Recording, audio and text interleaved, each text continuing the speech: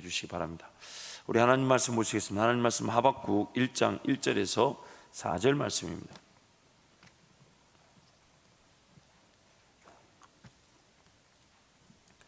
하박국 1장 1절에서 4절 말씀, 우리 넉절 함께 선포하도록 그렇게 하겠습니다. 하박국 1장 1절 4절 말씀을 우리 함께 선포합니다. 선지자 하박국이 묵시로 받은 경고라. 여호와여, 내가 부르짖어도 주께 듣지 아니하시니 어느 때까지리까? 내가 강포로 말미암아 외쳐도 주께서 구원하지 아니하시나이다. 어찌하여 내게 죄악을 보게 하시며 패역을 눈으로 보게 하시나이까? 겁탈과 강포가 내 앞에 있고 변론과 분쟁이 일어났나이다. 이러므로 율법이 해이하고 정의가 시행되지 못하오. 이는 악인이 의인을 에워쌌으므로 정의가 굳게 행하여 짐이니이다. 아멘. 물론 하박국의 그 내용을 보면 우리가 충분히 이해될 수 있지만, 그러나 하나님의 살아계심과 또한 그의 창조 세계와 또한 하나님이 지으신 세상에서의 사람의 죄로 말미암아 일어난 일에 대한 그 책임은 하나님께 있지 않고 우리에게 있습니다. 그럼에도 불구하고 하박국은 지금 2절 말씀 보면 내가 부르짖어도 주께서 듣지 아니하시니 어느 때까지니까?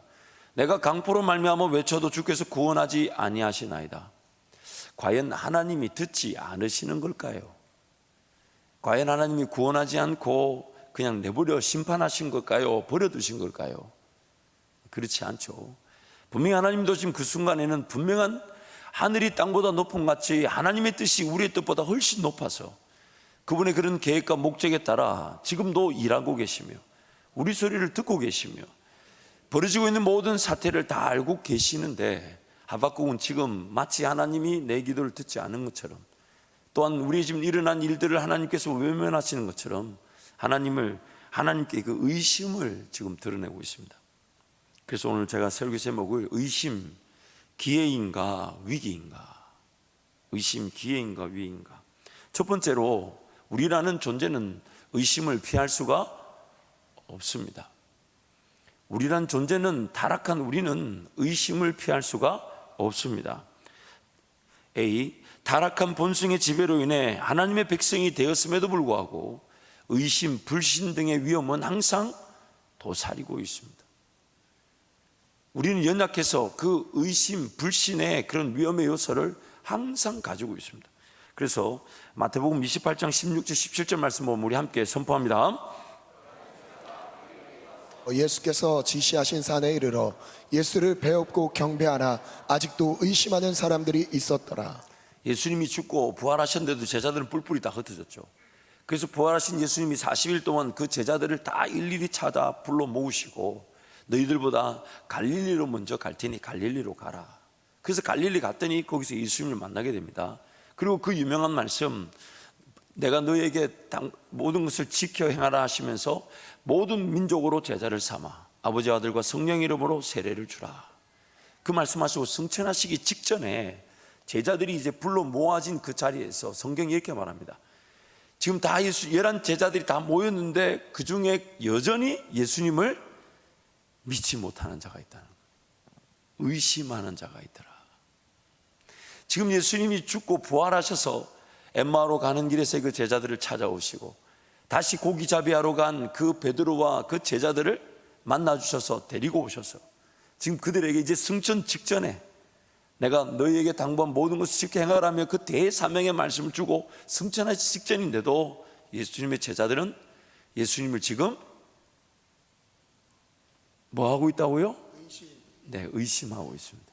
여러분처럼 지금 진도 상황이 제대로 가고 있는지 안 하는지 의심하고, 오늘 목사가 제대로 할지 안 할지 의심하고, 오늘 또 하나님 나에게 은혜 줄지 안 줄지 의심하는 갖가지 의심이 오늘 우리한테 있죠. 그래서 B.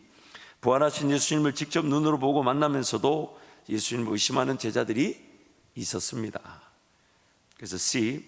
하나님의 인도하심을 누리며 하나님과 동행하지만 의심의 위험을 피할 수가 없습니다. 그러므로 D. 의심은 피할 수 없는 현상이며 또한 현실입니다. 의심은 내가 피할 수 없는 일어나는 현상이면서 또한 내가 회피하고 거절한다고 해서 거절될 수 있는 게 아닙니다. 현실입니다. 지금 내 삶, 내 마음속 어떤 의심, 어떤 불신 항상 도사리고 있죠. 그래서 시편 기자는 시편 1편 말씀 보면 이렇게 말합니다. 여호와여 어찌하여 멀리 서시며 어찌하여 환난 때에 숨으시나이까. 하나님께 맞지 않는 말이죠. 하나님이 계시지 않는 곳이 없습니다. 그런데 어찌하여 멀리 서셨습니까? 라고 말합니다. 하나님이 지금 나를 모르시지 않고 외면하지 않고 나를 바라보고 계신데 어찌하여 환난 때에 숨으십니까? 이는 이 시편 기자의 그런 의심의 그 고백이 이 시편 1편에 나오는 것이죠. 또한 13편 1절 보니까 여호와여 어느 때까지니까 나를 영원히 잊으시나이까. 주의 얼굴을 나에게서 어느 때까지 숨기시나이까. 성경이 이렇게 말합니다. 우리가 하나님을 피하여 숨을 때가 없습니다. 그러나 인생이 그 하나님이 느껴지지 않으니까 하나님 도대체 왜 피하십니까? 왜 도망가십니까? 왜 외면하십니까? 그런 인간적 의심을 토로한다는 거죠. 또한 시편 22편 1절 말씀 보니까 그 유명한 예수님이 고백한 말씀, 내 하나님이여 내 하나님이여 어찌하여 나를 버리셨나이까. 어찌하여 나를 멀리하여 돕지 아니하시오며 내 신음소리를 듣지 아니하시나이까. 실질적으로 하나님이 듣지 않으시는 게 아니지만 듣지 않으신 것처럼 의심하는 겁니다. 그래서 의심은 과연 기회일까요? 위기일까요? 두 번째로 의심, 기회인가 위기인가? 오늘 답은 하나만 잘 써도 거의 채울 수가 있습니다. 의심, 기회인가? 우스갯소리 내요. 옛날에 우리 수학 선생님께서 하도 수학 점수가 안 나오니까 학생들에게 이렇게 얘기했어요. 야, 답을 하나만 써도 된다. 그래가지고 정말 제가 나중에 보니까 저도 참 무식했는데 그 하나만 써도 된다는 말이 그 당시 제 기억에 답이 다 2번이었어요. 그래서 제 기억에 25문제였는데 하도 점수가 안 나오니까 선생님 자꾸 이제 질타를 당하니까 학생들 점수를 좀 주려고 중간고사 했는지 하여튼 하나만 잘 써라. 야, 근데 저는 그래도 나름 3번을 썼어요. 3번을 다 썼는데 옆에 놈은 야, 제법 깜짝 놀랐어요. 물론 같은 빵점이었지만 그놈은 1번 답만 3번을 딱 쓰고 나머지 답은 비워놨어요. 하나만 잘 쓰면 된다 해가지고 야, 제가 그거 보면서 나는 이놈보단 좀 낫구나. 뭐 도찐 개찐이다만 갑자기 그 생각이 나요. 여러분 뭐든지 우리는 의심 때문에 그냥 그대로를 믿으면 되는데 안 믿어가지고 괜히 주실 것도 못 누리는 경우가 많아요. 하나님은 다 됐다 하는데 저 혼자 안 된 것처럼 착각해요. 그래서 여러분 제가 지난 수요일 날도 짧은 간증이었지만 기도하면서 하나님 제 유혹이 정말 하나님의 뜻이 맞습니까? 안 맞습니까? 그것만 말씀해 주십시오. 꼭 듣고 싶습니다. 그렇게 밤새 기도했는데 얘기 없으시다가 잠깐 졸았는데 그 미국 비행기 타는 꿈 꾼다든지 그 다음날도 똑같이 기도했는데 미국에 생산된 새신을 신고 어딘가 떠나는. 그래서 근데 그 잠깐 존사에 꾼 꿈이라는 이유로 제가 개꿈으로 쳤다는 거 아닙니까? 근데 나중에 알고 보니까 왜 그렇게 보여주셨고 무슨 뜻이 있을까? 하나님은 지금 내가 보지 못하는 미래의 시간에 길을 이미 다 확정해 놓으셨는데 유학의 길이 열려 있는데 내가 그걸 못 믿고 깁니까 아닙니까? 그러니까 하나님 뭐라고 얘기하셔야 되겠어요? 뭐라고요? 하나님 입장에서는 할 말이 없는 거예요. 그저 잠깐 조는 사이에 살짝 가르쳐 주신 거예요. 막 붙들고 알려달라 할 때는 안 알려주시더니 나중에 알고 보니 그저 하나님 길이 인도되어졌음을 믿고 오늘 나는 하나님을 기뻐하고 즐거워하며 오늘 저는 하나님께서 원하시는 예배자로 또한 기도자로 살아갈 수 있도록 은혜를 베풀어 주십시오.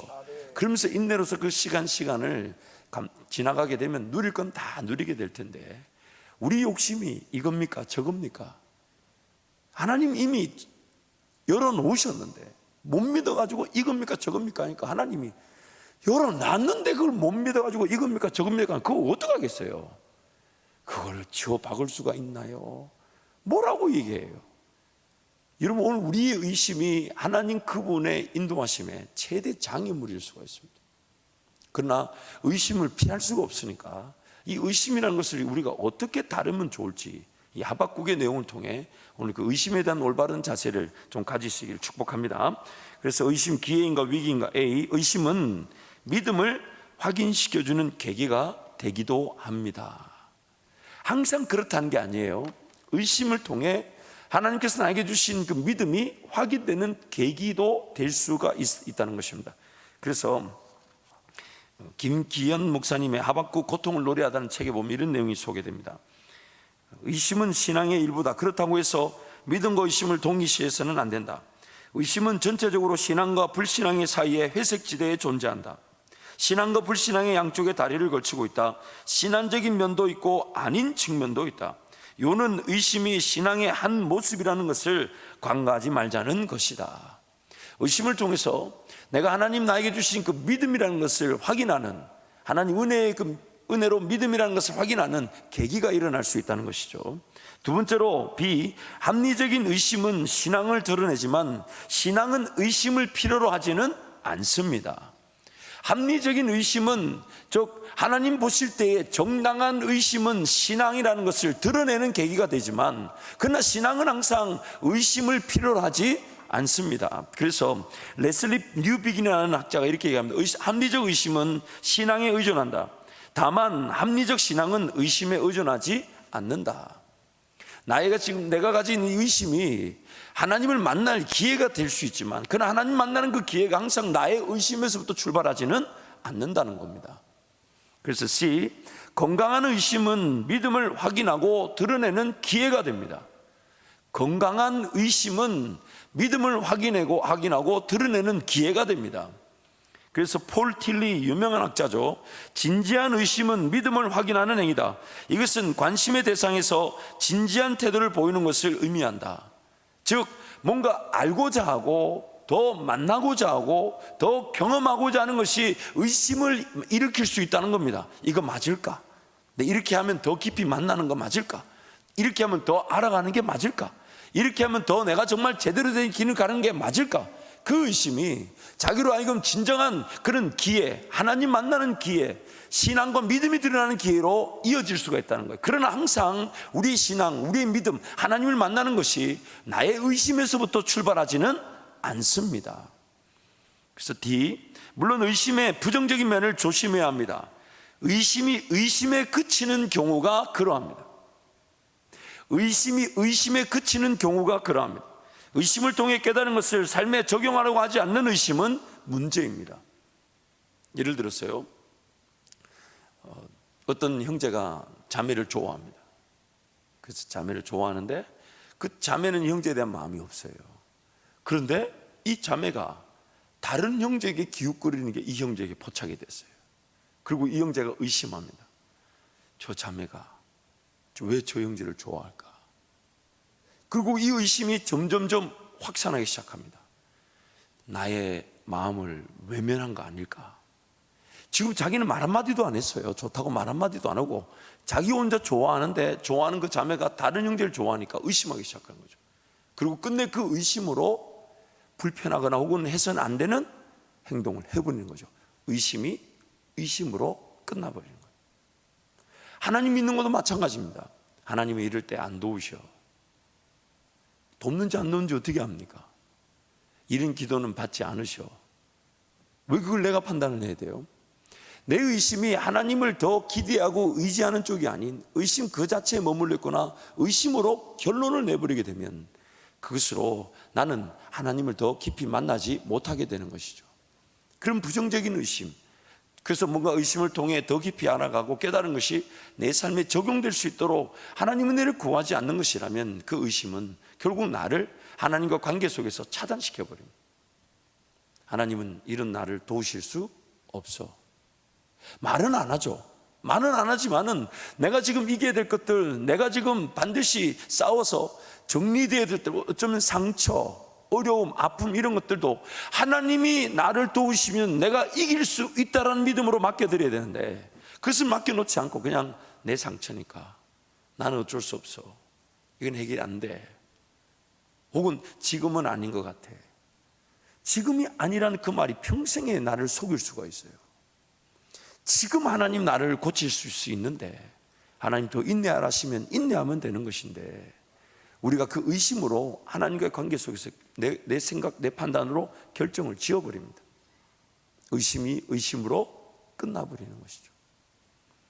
그래서 제가 오늘 세 번째 이렇게 한번 표현해 봤습니다. 하나님을 의심하는 것은 죄지만 하나님께 의심하는 것은 믿음의 기회가 됩니다. 이 조사 하나가 달라지면서 내용이 확 바뀌어버리죠. 하나님을 의심하는 건 죄입니다. 내 하나님이 어디 있느냐 하나님이 있나 없나를 가지고 의심하는 건 죄입니다. 그런데 하나님께 의심하는 것은 하나님을 만날 기회가 되는 것입니다. 그 의심이라는 것이 굉장한 중립적 역할을 하는 것이죠. 우리 안에 일어나는 그런 인간적 타락으로 인하여 피할 수 없는 의심이라는 현실이 하나님을 만날 기회가 되지만, 만약 그 의심이 하나님 자체를 의심하는 것이라면 죄가 되어버리는 것입니다. 하나님을 의심하는 건 죄인데 하나님께 의심하는 건 믿음의 기회가 될 것입니다. 그래서 A, 하나님을 의심하는 것은 하나님을 믿지 않는 불신앙입니다. 하나님의 능력, 하나님의 존재, 하나님의 살아계심을 믿지 못하는 의심, 하나님을 의심하는 것은 믿지 않는 불신앙입니다. 그러나 B, 하나님께 의심하는 것은 의심을 하나님과 함께 풀어나가는 것입니다. 하나님, 나 이거 이해되지 않아요. 하나님, 왜 이렇게 이런 일이 일어나야 합니까? 물론 그 이면에는 분명히 하나님의 놀라운 인도하심과 계획과 목적이 있다는 걸 알지만 하나님께 토로하는 겁니다. 하나님, 나 이거는 도대체 받아들일 수가 없습니다. 이렇게까지 해야 됩니까? 하나님, 제가 이렇게까지 하나님 앞에 은혜를 구해야 됩니까? 이렇게까지 인내해야 됩니까? 이건 왜 이렇습니까? 저건 왜 이렇습니까? 하나님, 도대체 하나님은 왜 이러십니까? 그러나 그것조차도 하나님이 용납해 주신다는 거예요. 그게 바로 하박국서의 대표적인 자세입니다. 다른 선지자들은 하나님께서 그 말씀을 깨달아 그 선지자들이 하나님께 말씀을 전달하는 것으로 경고 혹은 권면고 위로 심판의 말씀이 전해졌지만, 하박국 선지자만 하나님께 마치 그 백성들의 입장에서 하나님 도대체 왜 이러십니까? 라고 항변하듯 변호하듯 하나님께 그 의심을 신랄하게 토해놓습니다. 그런데 하나님은 그 의심을 상대해 주시더라는 거예요. 그 마음을 이해해 주시고 그에게 그의 수준에 맞는 말로 깨닫게 해주시고 만져주시고 위로하셔서 하박국이 가졌던 그 의심, 그러나 하나님의 존재와 능력을 부인한 것이 아니라 하나님의 살아계심을 믿고, 하나님, 도대체 하나님은 이걸 통해 무엇을 원하시며, 하나님, 나는 무엇을 깨달아야 되며 도대체 어떻게 보고 계십니까? 하나님은 도대체 어떻게 보고 계십니까? 왜 가만 계십니까? 왜 들리지 않습니까? 왜 만나지지 않습니까? 그렇게 하나님께 토로한 그 하나님께 자신의 모든 의심은 하나님께서 만져주신다는 것이죠. 그래서 C, 모든 것을 다 알고 계신 하나님을 인정한다면 하나님께 모든 것을 물을 수 있습니다. D, 하나님의 살아계심을 인정하고 하나님을 대하기에 하나님께 의심하는 것은 하나님의 은혜를 누리는 기회가 되는 것입니다. 하나님께 의심하는 것은 하나님의 은혜를 누리는 기회가 되는 것입니다. 그러므로 이 덮어두고 무작정 믿어야 하는 것이 신앙이 아닙니다. 덮어두고 무작정 무조건 믿어야 되는 게 신앙이 아닙니다. 의심을 통해 하나님께 묻고 응답하는 것도 필요합니다. 여러분, 그래서요, 뭔가 이해가 되지 않으면 하나님께 달려나와 하나님, 나 이거 이해되지 않습니다. 그때 어떤 일이 일어나냐면 그 순간에 그 이해에 대한 깨달음을 하나님 주실 수도 있고요, 아니면 분명히 내가 이해되지 않아, 하나님 이해되지 않는다 했는데 막상 집으로 돌아갈 때는 그 문제에 대한 관심조차 없이 평안과 기쁨으로 돌아갑니다. 참, 이럴 때는 굉장히 기분 나쁘네. 내가 분명히 따지러 갔는데 왜 기쁨으로 돌아왔는지. 여러분, 오늘 이 밤도 그런 은혜는 충분히 있을 줄 믿습니다. 이게 믿음이거든요. 분명히 내가 이해되지 않아, 하나님 죽겠습니다 했는데 가가지고 누가 시킨 것도 아니야, 할렐루야 아멘하고 힘차게 찬양하다가 집에 와가지고 내가 분명히 갈 때는 죽겠다고 갔는데 내가 왜 이렇게 기쁨으로 돌아왔을까? 그게 이제 믿음의 역사라는 거죠. 자신도 모르는 사이에 하나님이 선물로 주신 믿음에 따라 반응하고, 여전히 문제가 이해되지 않는 문제가 풀려지지 않은 채로 있는데도 하나님이 기다리라 하시는가 보다, 하나님이 은혜를 베푸시려는가 보다. 결국 그 의심으로, 불편함으로 하나님께 따져 묻듯이 달려간 그 자리에서 하나님이 그에 합당한 은혜를 베풀어 주시는데, 그러므로 신앙이라는 것은 무조건 덮어두고 믿는 게 아닙니다. 물론 너무 많은 질문들만 던지는 것은 자기를 괴롭게 합니다. 하나님께 묻는 거예요. 하나님, 성경을 보다 보니까 이런 게 이해가 되지 않습니다. 그래서 하나님, 이 말씀 어떻게 깨달으면 좋습니까? 하나님, 이 말씀이 정말 그 진정 하나님의 그 목적과 뜻이 담겨져 있을 텐데 저에게는 그저 글자로만 느껴집니다. 하나님, 어떻게 하면 됩니까? 제 개인적으로는 그 로마서 7장 말씀, 특히 그 로마서 7장 후반절 말씀이 제 기억으로는 거의 아마 1000번 이상을 읽었을 거예요. 그걸 가지고 한 3년 정도 씨름한 것 같아요. 노트의 여백을 따로 비워놨을 정도로 그 공간을 채울 수가 없었어요. 그러나 얼마나 많이 깨달을지 모르기 때문에 몇 페이지를 비워두고 다음 노트를 썼던 기억이 있습니다. 그러면서 하나님께 은혜를 구했는데, 정말 신기한 것은 지금까지도 로마서 7장은 읽을 때마다 새로운 깨달음이 있다는 거예요. 참 신비해요. 놀랍습니다. 오라, 나는 공고한 자로다. 누가 나를 이 사망의 몸에서 건져내랴. 죄와 사망의 법과 생명의 성령의 공존 상태, 그것을 통해 그 전쟁이 일어나며 내 마음의 법이 그 죄와 사망의 법에 이끌려. 그래서 여러분, 마음 가는 대로 가면 안 돼요. 제일 못 믿을 게 뭐냐면 내 마음이에요. 그래서 무릇 지킬 만한 것보다 뭘 지키라고요? 마음을 지키고. 그래서 그 로마서 7장 말씀은 늘 저에게 숙제였는데, 그 숙제인 그 7장 말씀이 늘 읽을 때마다, 어느 시점부터 읽을 때마다 새로운 은혜로 저에게 주어지기 시작했어요. 그러나 적지 않은 시간 동안 인내하며 기다렸었는데 하나님께서 언젠가는 풀어주시겠지 하며 맡겨놓았던 것이 이제는 제가 읽으면 읽을수록 은혜가 되는. 그래서 로마서 7장은 항상요, 제가 설교 준비를 하다가 설교 준비에 대한 부담을 느낄 때마다 항상 로마서 7장을 다시 읽고 설교를 할까, 이런 기대가 있습니다. 왜냐하면 항상 깨닫게 하시는 은혜가 있습니다. 근데 그것이 한 일정 기간 동안은 잠잠하게 느껴졌지만 하나님 때가 되니까 그 모든 것들에 분명한 답을 주시기 시작하고, 물론 그것만이, 제가 깨달은 것만이 정답이라 말할 수 없지만 저를 만지시고 위로하시는 최선의 답으로 저에게 은혜를 베풀어 주신다는 것이죠. 그래서 신앙이라는 건 여러분 덮어놓고 믿는 게 아닙니다. 물어볼 수 있다면 주변을 통해 물어보고 도움을 구하고, 내가 말씀 읽다 보니까 이런 말씀이 궁금합니다, 이런 말씀. 그래서 목회자들에게 또 건강한 어떤 방법이나 방식을 통해 하나님 말씀을 깨닫는 그런 루트들을 만들어 놓고, 또 그것이 부족하면 붙들고 기도하고 인내하면서 하나님 깨닫게 해 주십시오. 그러나 깨닫지 않고서도 제 삶이 살아가기에 충분하다면 그 은혜를 누리게 하여 주십시오. 덮어놓고 믿는 게 아니에요. 왜냐하면 하나님 모든 진리 가운데 다 알고 계신데 드러내지 못하실 게 없습니다. 내 질문을, 내 의심을 만족시키지 못하시는 분이 내 하나님이 아니세요. 그러나 그것이 교회 바깥에 엉뚱한 곳이나 교회 질서를 벗어나는 곳에서 해결하려고 할 때 문제가 되는 것이죠. 그래서 건강한 방법대로 또한 인내하면서 몸된 교회를 이루어가는 그 구성원으로서 모든 의심 하나님께 토로할 때 하나님께서 우리를 만나주시는 복된 기회가 되는 것입니다. 그리고 F, 하나님을 인정하고 신뢰하기에 의심의 문제도 하나님께 토로하면서 하나님을 기다리는 것입니다. 그러므로 G, 의심을 통해 하나님을 만날 기회를 갖게 되는 것입니다. 의심을 통해 하나님 만날 기회를 갖게 되는 것입니다. 그래서 하박국 2장 1절 말씀 보면요, 그렇게 의심하며 심지어 불평불만한 그 하박국이 자신의 모든 질문을 다 던지고 난 다음에 이렇게 고백합니다. 2장 1절 함께 갑니다. 내가 내 파수하는 곳에 서며 성루에 서리라. 그가 내게 무엇이라 말씀하시는지 기다리고 바라보며 나의 질문에 대하여 어떻게 대답하시는지 보리라 하였더니, 이게 의심을 통한 가장 최고의 답입니다. 하나님 앞에 의심할 수 있습니다. 하나님께 의심을 토로할 수 있습니다. 무슨 질문인지 던질 수 있습니다. 그러나 그 의심을 던지고 난 다음에 내가 지켜야 될 질문은 이제 하나님 말씀해 주십시오. 제가 하나님 나에게 어떻게 말씀해 주실지 그 말씀을 기다립니다.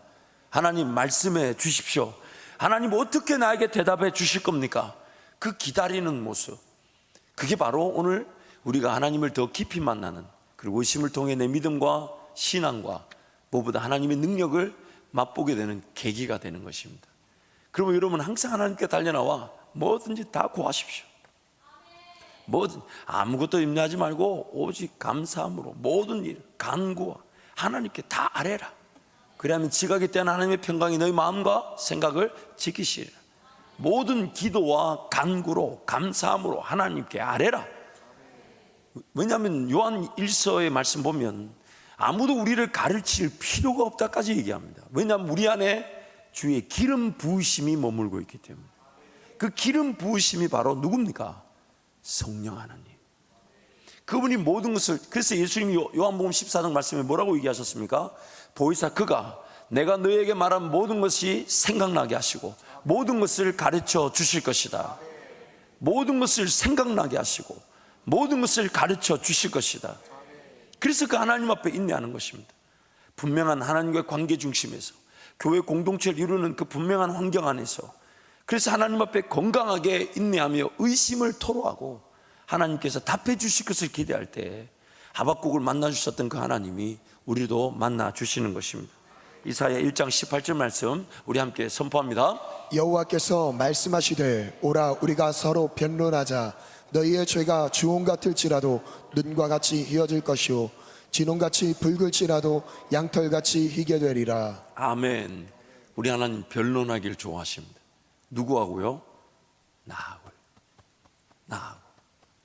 세상 어디 가서 내 질문, 내 의심을 구하고 답을 찾기보다 하나님께 달려나와 내 모든 질문, 의심, 궁금, 내 알고 싶은 거, 경험하고 싶은 거, 그 하나님께 일일이 다 내어놓으면 하나님은 기다렸다는 듯이 우리 죄를 주홍 같은 죄까지도 희게 만들어 주시고 하나님의 온전한 백성으로 세워질 계기가 되게 하시는 것이죠. 변론하자. 변론하자. 하나님은 자신이 있으신 거예요. 뭐든지 답해 주실 자신이 있으신데, 그래서 변론하기 위해 이 근거를 만들어놔죠. 하나님 말씀. 변론하자고. 궁금하면 말씀을 읽어보라고. 거기에 다 있다고. 또 그 깊이 있는 말씀을 깨닫기를 원하면 하나님이 또 가르쳐 주실 것이라고. 다. 여러분 이 기록된 말씀이 얼마나 은혜인 줄 아십니까? 왜냐면요, 말과 글 어느 것이 더 공신력이 있습니까? 계약을 할 때 말로 하고 종이로 쓴 거 어느 것이 더 믿을 만합니까? 어느 게 믿을 만합니까 여러분? 구두 계약은 못 믿어요. 그래서 하나님이 어리석은 인간들에게 내버려 두지 않으시기 위해 말씀을 기록하신 겁니다. 우리로 하여금 분명한 약속의 말씀에 그 근거에 따라 살아갈 수 있도록 그러시면서 변론하자. 변론하자. 우리가 알아야 될 말씀이 이 안에 다 들었다 하시잖아요. 요즘 인쇄술이 좋아서 내 손에 싹 들어오지 않습니까? 최근에 저는 제 성경책 이거를 껍데기를 한번 바꿔봤습니다. 또 투자를 한 거예요. 물론 새로운 성경을 살 수 있겠지만 그래도 제가 손때가 좀 묻었고 또한 이 성경 이 영어와 한글이 있는 건데 배치나 글을 봤을 때 아쉬웠던 것이 이 자크가 없어가지고 성경이 좀 벌어지는 것 같아서 어느 정도 가죽을 이제 다 쓰고 조금 달았다 싶을 때 최근에 이렇게 자크 있는 것으로 바꿨어요. 제 시간과 물질을 좀 더 투자해 봤어요. 그 다음부터 이 성경책이 세상 그 어떤 것보다 귀한 거예요. 왜냐하면 세상에서 한 권밖에 없습니다. 내 성경. 그리고 이 말씀에 따라 하나님 나에게 말씀하여 주실 거죠. 하나님 나에게 은혜를 베풀어 주실 거죠. 내 궁금한 것이면 여기서 깨닫게 해 주실 거죠. 또 이 말씀을 통해 대화하실 거죠. 위로가 필요하면 위로하실 거죠. 갈 길이 필요하면 갈 길을 걸어갈 수 있도록 도와주실 거죠. 내 영혼이 죽었으면 소생케 하도록 이 말씀이 역사하실 것이고 세상 그 누구도 알 수 없는 하나님을 알아가는 기쁨으로 감격의 예배가 되게 하실 것이고 말씀을 읽었는데 뜻밖의 그 말씀에 내 인생이 모든가 그게 다 걸린 것처럼 하나님 은혜를 구하며 다시 하나님과 함께 동행하기도 하죠. 이 말씀이 진리고 길이고 생명이 되는 것입니다. 그래서 하나님은 지금 우리에게 말씀을 주시면서 변론하자 하십니다.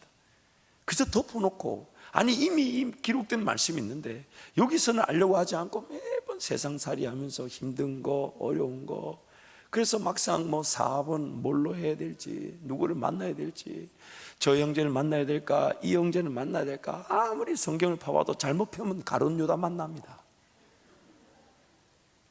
이 말씀은 지금 내 삶의 기준이 되기를 원하시고, 내 눈의 시야와 관점이 바뀌기를 원하시며, 내 눈에 보이지 않는 하나님 나라를 보여주기 위해 이 말씀이 주신 것이고, 그래서 이 말씀을 하나님 변론하기를 원하시고, 우리 모든 질문, 의심이 이 말씀 속에서 하나님께 토로하기를 원하시고, 하나님은 기다렸다는 듯이 정결하게 하시며 깨끗하게 하시며 회복시켜 주신다고 오늘 우리 이사야서에서 말씀하고 계신 것입니다. 그래서 네 번째, 하나님께 의심하는 것은 믿음의 기회입니다. 하나님께 의심하는 것은 믿음의 기회입니다.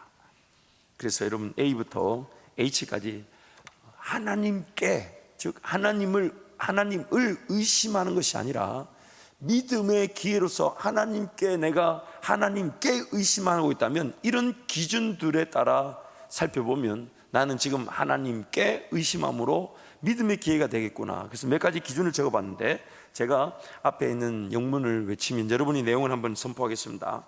A, 의심으로 하나님의 말씀을 듣고자 함인가? B, 의심으로 하나님의 뜻을 깨끗함인가? C, 의심으로 하나님의 인도하심을 보고자 함인가? D, 의심으로 하나님을 더욱 만나고자 함인가? E, 의심으로 하나님과 소통하고자 함인가? E, 의심으로 하나님을 찾고 구하는 기회인가? G, 의심으로 하나님을 이해하고 알고자 함인가? H.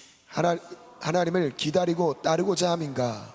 한 번 더 제가 살펴봐 줄 테니까 너무 적는데 집중하지 마시고, 아이고 한 칸 비워서 집에 가면 좋을 것처럼 얘기하지 마시고, 조금 궁금한 건 궁금한, 또 나중에 비디오로 살펴보면 되지 않습니까?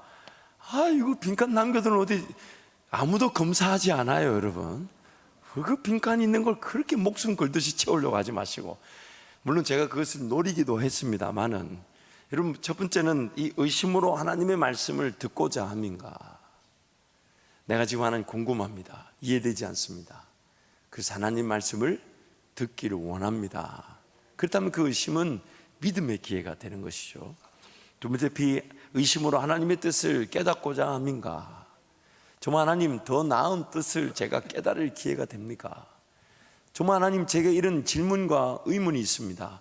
하나님의 뜻은 무엇입니까? 마치 하박국이 자신의 모든 걸 막 불평하듯 하나님께 토로했지만 하나님께 기다렸더니, 하나님이 그래서 하박국서 내용을 보면 질문은 채 10절이 되지 않아요. 나머지 전체 2장 반 이상은 하나님이 직접 하박국을 달래주시듯이 답변해 주신 내용입니다. 그리고 그 답변에 하박국이 감격하여서 3장에는 오히려 하나님을 찬양하는 시로 바뀌어버리게 되죠. 자신의 의심이 하나님의 대답을 듣고 나서 하나님을 찬양할 수밖에 없는데, 그 찬양이 이렇게 바뀝니다. 난 여호와로 인하여 즐거워하며 구원의 하나님을 인하여 기뻐하리로다. 하나님께 의심했더니 하나님을 찬양하게 된 것입니다. 그러나 하나님을 의심해 버리면 그 의심은 나로 하여금 더 절망 가운데 사로잡히게 하는 것이죠. 또한 세 번째 C, 의심으로 하나님의 인도하심을 보고자 한 것인가? 하나님, 내 앞에 이런 선택의 기회가 있습니다. 결정의 기회가 있습니다. 근데 하나님, 의심합니다. 과연 어느 것이 하나님의 길입니까? A입니까? B입니까? 아니면 둘 다 아닙니까? 항상 여러분, 이 보기는 4가지가 있어요. A일 수도 있고요, B일 수도 있고요, 둘 다 아닐 수도 있고요, 둘 중에 어느 길도 열릴 수 있는데 인내해야 될 수도 있습니다. 그때는 A가 답이 아닌데 나중에 A가 답인 경우가 있고요, 그때는 분명히 B가 답인 줄 아는데 나중에 보니까 A가 답인 경우도 있습니다. 둘 다 아닌 경우도 있습니다. 그저 인내만 해야 될 수 있어요. 그래서 의심하며 하나님 앞에 기도하면 하나님이 길을 가르쳐 주시든지 아니면 인내하게 하시든지, 그리고 인내하는 자는 반드시 하나님께 쓰임을 받습니다. 쓰임을 받습니다. 모든 사람들은 항상 제자화의 시간이 필요합니다. 그 제자화의 시간을, 그를 세상 리더십에서는 도제라 그럽니다. 도제. 길을 가르쳐 주는 사람을 따르지 않으면 그 사람은 누군가의 길을 가르쳐 줄 수 없다는 거죠. 제자화의 시간이 필요합니다. 따르고 인내하며 배우고 순종하는 자들이 나중에 또 다른 따르고 배우고 순종하고 인내하는 자들을 세워주게 되는 겁니다. 여러분, 길이 명확하지 않기 때문에 사람이 쓰임받지 못하는 게 아니에요. 하나님이 그 사람을 하나님의 방식대로 길러가길 원하시는데 자꾸만 우리는 내가 원하는 방식으로 뭘 채우고 배우고 익히려고 합니다. 마음이 항상 분주하죠. 그러나 성령 하나님이 도하심은 분주한 가운데 우리에게 주어질 수가 없습니다. 뭔가 다툼과 또한 어긋남 가운데 나타나지 않습니다. 그래서 하나님의 관심은 정말 하나님을 믿는다면 모든 결정, 모든 선택을 유보하고 하나님 앞에 인내하는가?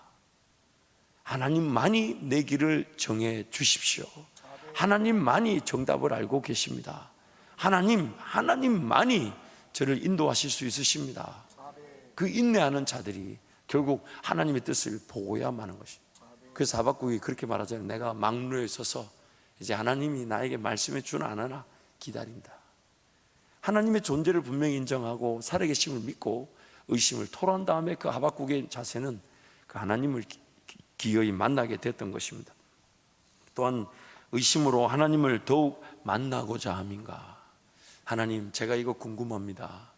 제가 이거 무슨 뜻인지 잘 모르지만 하나님, 이 밤에 하나님 만나는 것으로 해결될 줄 믿습니다. 해결될 줄 믿습니다. 그래서 그 하나님을 만나고자 할 때 그 의심은 믿음의 기회가 되는 것이죠. 또한 의심으로 하나님과 소통하고자 함인가? 하나님만이 정답을 가지고 계시니까, 하나님만이 현답을 가지고 계시니까, 하나님만이 해답을 가지고 계시니까, 정답은 이길 길이고 현답은 피할 길이고 해답은 하나님이 어느 길로 끌고 가지 않아도 내 인생은 여기서 끝나도 좋다라는 답이죠. 어느 길로든 주님이 인도하시니까. 또한 F, 의심으로 하나님을 찾고 구하는 기회인가? 하나님을 찾고자 하는가? 정말 이번 이 의심, 이 의문을 하나님 반드시 풀어야 되겠습니다. 하나님, 저를 만나 주십시오. 그때 하나님께서 만나 주시죠. 왜냐하면 찾고 찾는 자를 하나님 거절하지 않으십니다. 또한 G, 의심으로 하나님을 이해하고 알고자 함인가? 하나님 더 알기 원하는 건가? 그리고 H, 의심으로 하나님을 기다리고 따르고자 함인가? 그러므로 여러분, 오늘 이 의심을 통한 믿음의 기회는 위기가 되지 않게 해서는 딱 한 가지 자세만 잘 지키면 됩니다. 이 의심이 위기가 되지 않고 위험이 되지 않고 믿음의 기회, 하나님 만날 기회가 되는 것은 딱 한 가지 자세만 잘 지키면 됩니다. 기도하면 됩니다. 제발 저한테 더 좋은 방법이 있냐고 물어보지 마십시오. 하나님께 물어보십시오. 하나님께 물어보십시오. 지금 이 상황이 힘들고 지친다, 물론 그럴 수 있습니다. 그리고 하나님께 물어보십시오. 하나님이 가르쳐 주실 것입니다. 하나님이, 나은 사람 내 마음 만져주는 건 하나님께 아무것도 아닙니다. 아무것도 아닙니다. 말씀을 정리하겠습니다. 하박국을 통한 하나님의 분명한 은혜는 어떠한 투정이든 불평이든 심지어 불만이든 간에 하나님께 의심하며 기다렸다는 그 하나 이유로 하박국은 그 의심이 하나님을 깊이 만나는 기회가 되었었습니다. 그리고 오늘 우리도 마찬가지입니다. 여러분, 무작정 덮어놓고 그냥 의심조차 하지 않고 살아가지 말고 하나님 말씀을 통해 궁금한 건 궁금하다 하고 알고 싶은 건 알고 싶다. 그래서 평생 사도 바울의 그 고백, 예수 그리스도를 아는 지식이 가장 고상합니다. 무궁무진합니다. 그분을 알아가는 것은 무궁무진합니다. 그분의 방법과 그분의 계획과 그분의 인도하심과 그분의 뜻, 알면 알아갈수록 더 신묘마측합니다. 정말 이거보다 더 큰 놀라운 믿음의 방법이 있을까? 하나님께는 무궁무진합니다. 하나님께는 새로운 역사가 엄청 기다리고 있습니다. 하나님께는 새로운 방법이 무한대로 존재하고 있습니다. 성경의 모든 기적의 사건들을 살펴보십시오. 단 한 번도 하나님이 똑같이 역사하신 적이 없으세요. 단 한 번도. 모두가 색다르고 모두가 특별하며 모두가 하나님의 그 유일한 방법으로 일을 치르셨는데, 저와 여러분의 삶도 마찬가지예요. 하나님은 여러분의 삶에도 하나님의 그 독특하고 유일한 방법으로 역사하기를 원하시는 거죠. 그래서 내가 기도하지 않으면 나에게 일어날 하나님의 역사는 그 누구도 대신 구해 줄 수가 없습니다. 내가 하나님 앞에 은혜를 구하지 않으면 그 누구도 내가 맛볼 하나님의 역사를 기도해 줄 사람이 없습니다.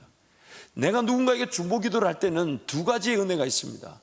나를 위해 기도해 주십시오 할 때, 내가 기도가 안 될 때는 누군가의 기도로 내 기도가 살아날 수 있지만, 그러나 누군가 나를 위해 기도할 때는 그 기도의 목적, 하나님의 목적은 뭐냐면 내가 하나님과 함께 직접 소통할 수 있도록, 나란 존재가 건강하게 하나님을 찾고 하나님 은혜를 구할 수 있도록, 그게 바로 중보 기도의 역사예요. 그것이 예수 그리스도께서 지금도 기도하심으로 우리가 구원을 받고 성령 하나님 말할 수 없는 탄식으로 기도할 때 결국 나란 존재가 그 하나님 은혜에 무너져서 하나님을 하나님답게 찾고 하나님께 기도하는 사람으로 세워져 가게 될 때 하나님의 역사는 그것이면 충분하다는 것입니다. 그래서 여러분, 하나님 말씀을 대하십시오. 그러면 의심과 의문이 일어나게 될 것입니다. 삶의 순간순간에 대하는 문제 어려움들 속에서 하나님께 토로하십시오. 하나님이 말씀해 주실 것입니다. 그리고 감추지 마십시오. 불편하면 불편하다 하십시오. 힘들면 힘들다 하십시오. 어려우면 어렵다 하십시오. 그러나 하나님 앞에 인내할 수 있도록 기도하십시오. 그래서 내 모든 것들이 하나님께 토로되어지므로 하나님 만지시고 위로로 더 기도하는 기쁨을 맛보는 우리 모두가 되시기를 축복합니다. 이 시간 그렇게 한번 통성으로 같이 기도하겠습니다. 여러분, 기도하실 때 하나님을 진정으로 만나기를 원합니다. 그래서 나는 그저 덮어놓는 믿음의 신앙이 아니라, 또한 관심 놓는 신앙이 아니라, 할 수만 있다면 하나님의 은혜로 깨닫지 않고서는 삶을 걸어가고 싶지 않을 만큼, 그래서 날마다 예수 그리스도 아는 지식이면 충분하다 하며 그분을 더 알아, 그래서 그리스도의 장성한 분량에까지 자라가고 배우고 확신한 일에 거하며 날마다 무엇이든 하나님께 토함으로 하나님 나에게 답해 주시고 나에게 은혜를 베풀어 주시는 그 은혜를 누리게 하여 주옵소서. 주님 찾고 함께 기도합니다. 주여